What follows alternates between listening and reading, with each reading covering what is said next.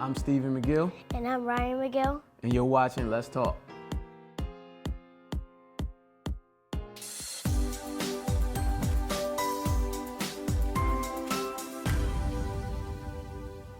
Hello, everyone, and thank you for tuning in to Let's Talk. I'm your host, Shannon Ramsey Floyd, and today I have the honor of speaking with Baltimore's own Stephen McGill. Stephen is the author of this amazing book, The Electrifying Adventures of Mr. Powers. And in this edition of Let's Talk, we're going to talk to him about how he became an author, what advice he would give to new young authors, so much more. Just sit back, relax, and enjoy this edition of Let's Talk. Thank you for being here. You have a pretty productive schedule, I must say. So I just want to thank you for joining us today and gracing the Let's Talk stage. Well, I appreciate you for having me here. I'm glad to be here. All right. Well, I'm excited to talk about this book. So let's just start from the beginning. Just give some of our viewers a brief summary of who Stephen McGill is, and then we're going to dig into the rest of your story. I'm a father, I'm a husband, I'm a personal trainer, I'm a writer, obviously. He's also a rapper. Excuse me? We'll talk about that. Yeah, we're going to talk about that. But a pretty good rapper, I must say. But yeah, we'll talk about that. And that's probably one of the reasons why you're such a great author as well. So when you were in college, was writing your major? No, okay, not at all. So what was your major in college? Well, I was a business administration major, but I always like to say we learned a little bit of everything, but a whole lot of nothing. But basically, I always did good in my English classes. Okay. And if there was ever a situation where I had to write a paper or something, like I can pretty much guarantee you I was gonna get high B or A. And it was even a couple classes where they weren't like writing classes, but if we had a writing project or writing assignment and my grade was kind of like where it wasn't supposed to be, that writing project or that writing assignment would bring my grade up to where I needed it to be. Wow. So it wasn't your major per se. What led you to wanting to become an author? I could take it all the way back to when I was in kindergarten. Okay. So wow. Before I was in kindergarten, I never went to pre-K. My mother was a teacher, so my mother taught me how to read before I was even in kindergarten. So I already knew how to read when I stepped in the door. So my very first thing I wanted to do was I wanted to show everybody that I could already read, and I didn't need the teacher to teach me how to read. Wow. So I read a Dr. Seuss book. It was Bears on Wheels in front of my kindergarten class. And that was kind of like the first thing that really got me into like books and really being into it. But as far as writing, just going through the years in school, writing was always just something that it's something that I kind of gravitated towards, and it was something I was always good at. So did you start off writing books, or was it poems? Was it, bars, rhymes? I actually, a friend that I think we both know from college was telling me that I looked like a rapper, and I'm like, I don't understand what that means. But I always loved music, so since like the early 90s, like growing up listening to Wu-Tang and Nas and stuff like that, right. I always liked rappers that told good stories. So eventually I started writing myself when I was probably I think maybe like a sophomore in college or something like that. And I started, because I had a couple friends that rapped and stuff like that, but I never really took it really too serious. I did a couple little projects, things in there, here and there. But as I grew beyond that and decided that I didn't want to be like the guy that's saying, hey, check out my mixtape. Right. I had to find something that I could use to get that writing out, because being out of school by then, the only time I would really get to flex my writing skills is in an email or text message. So I had to find some type of way where I could still get my creativity out, right, but in a way that made sense for me. Okay. Did you go to a art school, or where'd you study? I studied nowhere when it comes to writing. Like I went to Poly, which is an engineering school for high school, and then I went to Morgan, and like I said, my my major was business administration, so it had absolutely nothing to do with writing. Well, shout out to Polly, because I have to give a shout out to Western, only the best. So. And shout out to Morgan, because we're both Morgan Bears. Yeah. Okay, so with your writing, where do you draw inspiration? And for the electrifying adventures of Mr. Powers, where did that come from? Okay, so my inspiration is from my kids. The whole reason for me writing children's book is because I saw reading to my kids. We always had fun reading books with rhyming words. So we like green eggs and ham, and there's a rocket in my pocket and stuff like that. So I would always play with the voices and the rhyme schemes. But then I looked at the books that I was reading, and I noticed it wasn't a lot of characters that looked like us, talk like us, or dealt with situations that we deal with. Right. So I decided to kind of put those two together. But then the fact that, like I said, I used to rap and I never really took it where I wanted to take it. I was like, well, I could just write this book in the same style that I would write a rap. Right. So pretty much each page is 4 bars. Gotcha. And that's pretty much how I wrote it. But the inspiration, I would say, is listening to some of my favorite rappers that tell good stories. And even me writing the book, I write it to instrumentals as if I would if I was writing a song. Oh, wow. So technically, if you were to put a certain beat on and read the book, it reads like a rap. Wow. But I never really wanted to market it as that because it's not a hip hop book. Gotcha. It's a children's book. But Well, if you ever did audio for the book, would you put music behind it? Do you have something you would? it depends, because it would be like copyright issues and things like that, because a lot of the stuff that I wrote it to, like the inspiration for it, wasn't necessarily original. But I mean, that's something that I've been thinking about. It's kind of like, an idea. I could definitely see that. It would definitely be different, but it's so you, like, you embody, I don't want to just say that you embody hip hop, but you embody someone that you can tell is a thinker, someone that thinks things through. And even when you read the book, you can tell that you're an artist, or maybe you were a rapper, or you were someone that did poetry, because it flows the exact same way. And I mean, it could be because I know you, so it's like I could kind of hear you reading the book as I was reading it to Christian and Caleb. But what I will say in regards to the book, my sons loved the book. They loved the book. Cool. I mean, they wanted to wear the T-shirts to school, especially Christian. He just wore the T-shirt the other day, too. Oh, that's cool. And what I think is great is they actually get to see someone that looks like them doing something that they may not, necessarily see, especially with the way our media portrays our black men. And, so I think that's great that you stepped out of, I guess, the norm, to show young kids, period, but I guess more specifically young black children, boys, that they could be whatever they want to be. Right. They don't just have to grow up to be a football player, a basketball player. You can grow up and be an author. There you go. So that's definitely great. The other question I want to ask you, does the plot come first or the character? Well, for volume 1, it was all about the characters, because I had to introduce the characters. Okay. And, I've seen like a lot of shows and movies where they just start off with the story, and I'm like, I don't even know these people.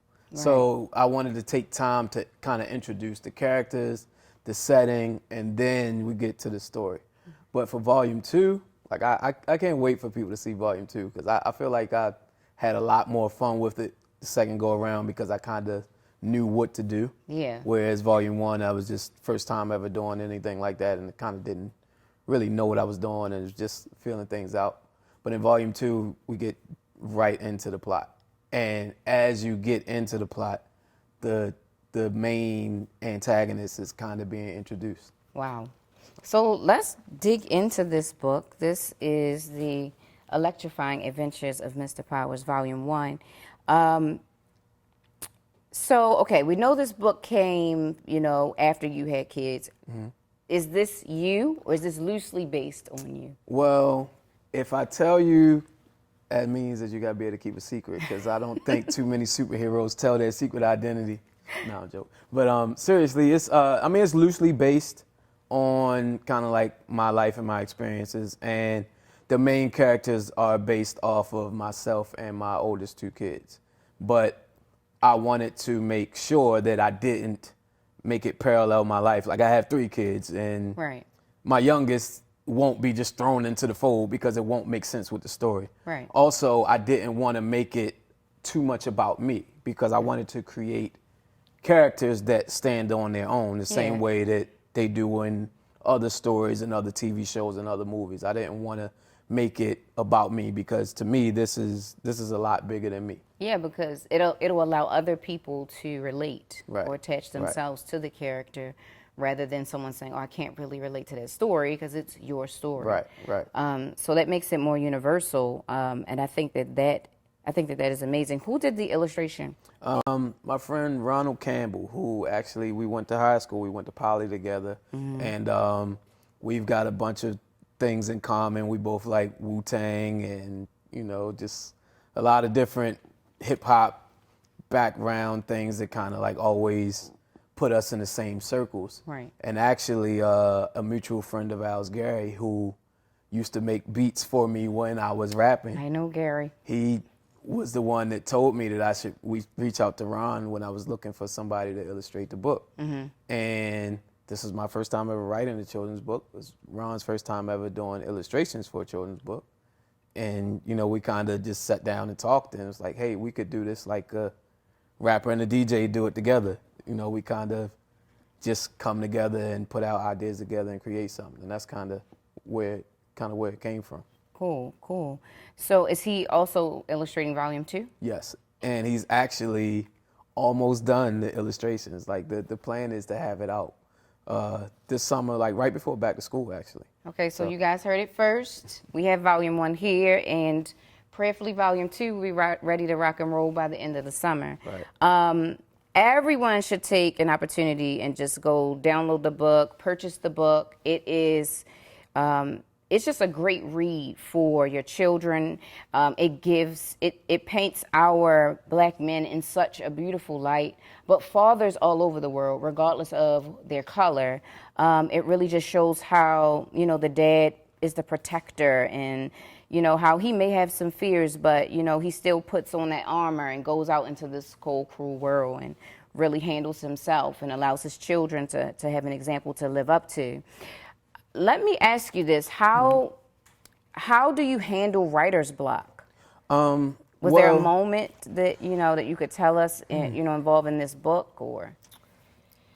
For this one, there wasn't much block, because I just kind of I handled it like I would a song, and it was just free flowing, and honestly, I didn't really know what to expect. For volume 2, there was a point where I was critical of things that I did in volume 1, because I saw things that I can improve on.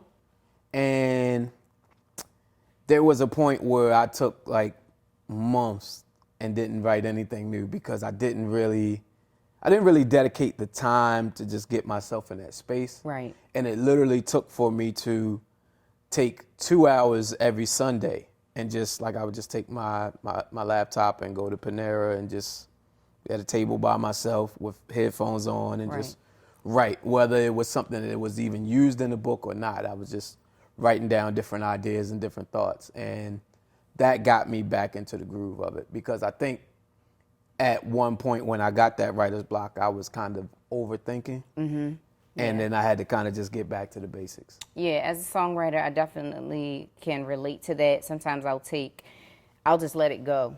And if I don't feel like anything's coming. But what I've also learned to kind of reduce frustration is if the music doesn't provoke anything out of me, because sometimes I'll just get a song without any music. But if the music isn't provoking anything, I kind of, maybe this isn't the song, you know? So sometimes it's not always you, it may be, the other elements that are involved. So I can definitely understand that and go into a different place, not always staying in your studio or staying in your living room. Sometimes you got to go out to get new ideas, get new energy. What advice would you give an up-and-coming author who may be interested in children's books? The first thing that I would say for sure is just write. You got to write. Like I have a couple people that I've actually helped publish their books. But I also have people that come to me and say, hey, I'm thinking about writing a book, and what advice would you give?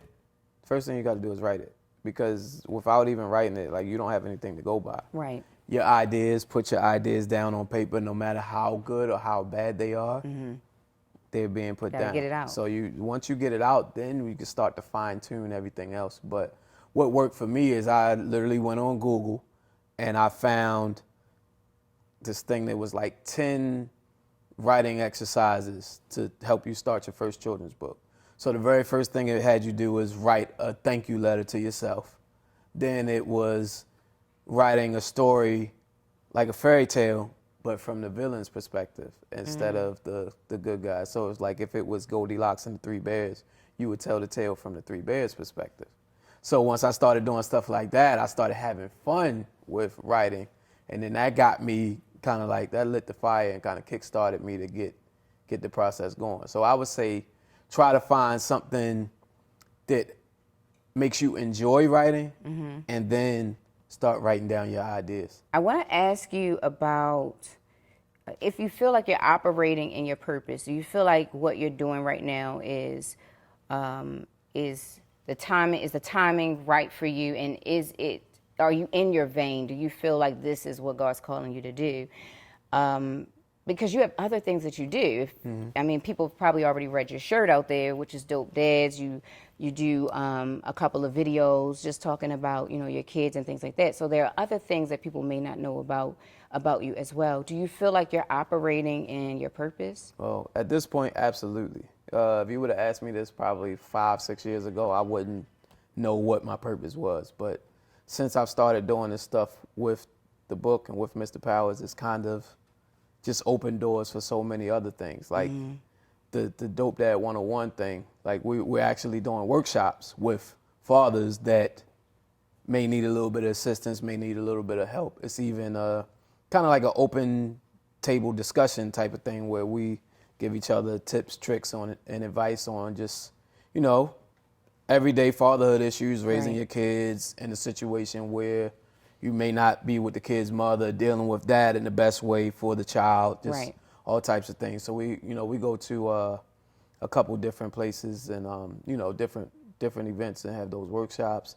Also, just seeing everything that's been happening since this book that you see in front of you has been out. It's letting me know. It's like, okay, this is the right path. This is what I'm supposed to be doing. So I just want to take this as far as I can.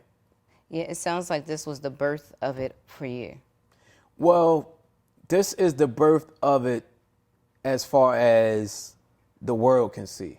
But honestly, it really started with my oldest son and me pretty much having him on my own since he was 3 months. Yes. So tell us a little bit more about that, because that'll help give everyone more of a background as to how you got here. So my son was born a month after I graduated college. He was in the hospital for about 30 days.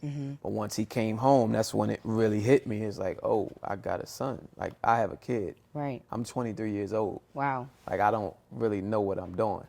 And, I had my mother and my sister to help me. But basically, since he was 3 months old, he's been with me. And when I would tell people about that back then, they looked at me like they saw a ghost, like they couldn't believe it. And it's like, what? Like you have your child? And it didn't make sense to them. And I mean, I've been through things like the court system with the custody and all of that. Like, I actually received child support. I'm not waving a flag for it or nothing, because I ain't breaking the bank. But that by is a no different means. perspective. That's a different type of situation, because the system doesn't seem to be pro-dad, but It's not at all. Because I had all types of headaches, and even now, like, if the shoe was on the other foot, I'm pretty sure it would be a different situation. But I've been through it, and I was actually able to meet other people that had similar situations and similar stories, and I'm looking like, okay, well, the whole quote unquote single father thing is not as abnormal as you think it would be.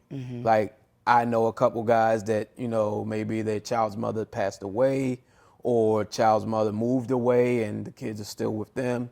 But I know quite a few guys that are in a similar situation. And when it came to the idea of writing the book and everything else, I wanted to not put that in the forefront, Right. but I wanted that to be a thing that, hey, this is a father that is a single dad and it's not abnormal. Right. But it is something that we don't talk about as much. We don't give dads, single dads, enough credit. And I think what you're doing is great because you are bringing light to that. Right. So as we're like wrapping this up, and this is a good interview though. I really wish we will have you back for volume 2. Oh yeah, for sure. But let me ask you, when your readers read your book, what is it that you would like for them to take away from the electrifying adventures of Mr. Powers? Well, the first thing I would want them to do is enjoy it and have fun, because it's written for them to have fun. So like when I go to schools and read and I see the looks of the kids' faces, I'm like, all right, I did that right. And I'm excited because when volume 2 comes out, I think they're really gonna like that one. But each volume has what's called the Powers Point. Because throughout the story, it's kind of like a lesson sprinkled in, almost like sprinkling medicine in the candy. And I never want to come off too preachy because that's not my style, and I don't really like when people do that to me. So I wouldn't do it to anybody else's kids. Right. But at the end of each book, we kind of recap the lesson in what's called the Powers Point. Yep. So I want them to kind of get a life lesson that they can use in real life, but, and take it with them in their everyday life, but in a way where they can relate to it and they can say, oh, hey, well, I remember reading about that, and this is how you deal with it, or I have a friend that's going through this, but this is a way that they can deal with it without being too kind of like, pushy. Right. Just have fun, but also know that, there's something that you could take away from this at the same time. Okay, so at this point in the interview, we always play a game with our guests. Okay. So as we wrap it up, we're going to play a game called Powers Point.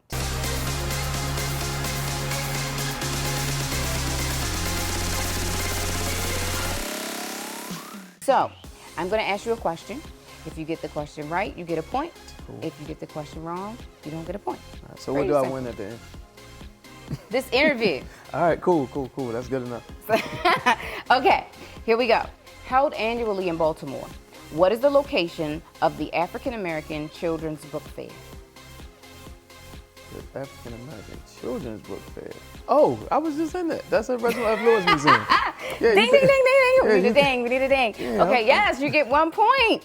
You were there, that's why I asked you that question. Yeah. All right. What is the last name of a fellow Baltimorean and co-author of the book, Tavon Does It All? Tavon. I don't know that one. I would just say his name is Tavon. Okay. Mason. Mason is his name. Okay. Okay, you got 1 point. All right, question number 3. What was the name of the actor that played a superhero from the 90s movie Meteor Man? Robert Townsend. All right, ding, ding, ding, ding. That was shot in Baltimore, right? Yep. Or some of it. At least, yes, for sure. All right, you got 2 points.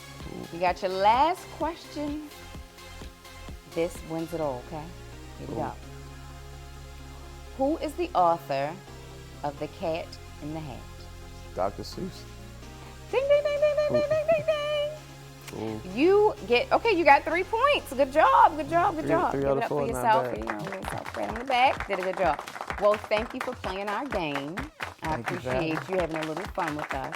But tell our viewers where they can follow you or what's coming up next for you. So you can follow me on Instagram at Stephen Has Powers. That's STEPHEN Has Powers. Also, you can follow the Mr. Powers page at Team TEAM Powers World on Instagram. And Mr. Powers Volume 2 will be out right in time for back to school. So, as we bring this conversation to a close, I just want to thank author Stephen McGill again for gracing the Let's Talk stage. And if you know anyone who you think should be on Let's Talk, go to incisiveentertainment.com. You can also follow us at letstalk.now. You can follow me at ShannonRamsey_. And remember, if you have something to say, let's talk.